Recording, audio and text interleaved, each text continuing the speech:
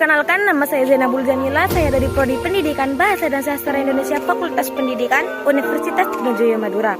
Untuk pelengkapan tugas terakhir ospek universitas kali ini, saya melakukan tugas aktualisasi terhadap sektor pertanian yang terdapat di Desa Puluh.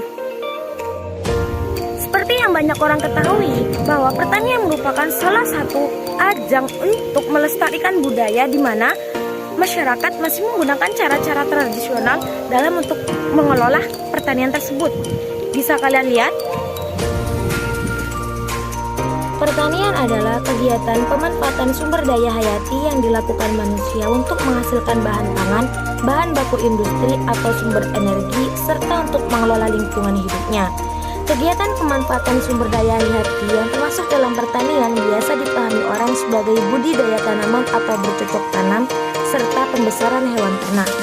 Meskipun cakupannya dapat pula berupa pemanfaatan mikroorganisme dan biozim dalam pengolahan produk lanjutan seperti pembuatan keju dan tempe atau sekadar ekstraksi semata seperti penangkapan ikan atau eksploitasi hutan, serta pertanian merupakan sektor yang mempunyai peranan strategis dalam struktur pembangunan perekonomian nasional. Indonesia dikenal sebagai negara agraris, yang berarti negara yang mengandalkan sektor pertanian baik sebagai sumber mata pencaharian maupun sebagai penopang pembangunan. Sektor pertanian meliputi subsektor tanaman bahan makanan, subsektor hortikultura, subsektor perikanan, subsektor peternakan, dan subsektor kehutanan. Pertanian merupakan salah satu sektor yang sangat dominan dalam pendapatan masyarakat di Indonesia, karena mayoritas penduduk Indonesia bekerja sebagai petani. Namun, produktivitas pertanian masih jauh dari harapan. Salah satu faktor penyebab kurangnya produktivitas pertanian adalah sumber daya manusia yang masih rendah dalam mengolah lahan pertanian dan hasilnya. Mayoritas petani di Indonesia masih menggunakan sistem manual dalam pengolahan lahan pertanian. Pembangunan ekonomi adalah salah satu tolak ukur untuk menunjukkan adanya pembangunan ekonomi suatu daerah. Dengan kata lain, pertumbuhan ekonomi dapat memperlihatkan adanya pembangunan ekonomi. Namun, pembangunan tidak sekadar ditunjukkan oleh prestasi pertumbuhan ekonomi yang dicapai oleh suatu negara. Akan tetapi, lebih dari itu, pembangunan mempunyai perspektif yang lebih luas. Dimensi sosial yang sering diabaikan dalam pendekatan pertumbuhan ekonomi justru mendapat tempat yang strategis dalam pembangunan.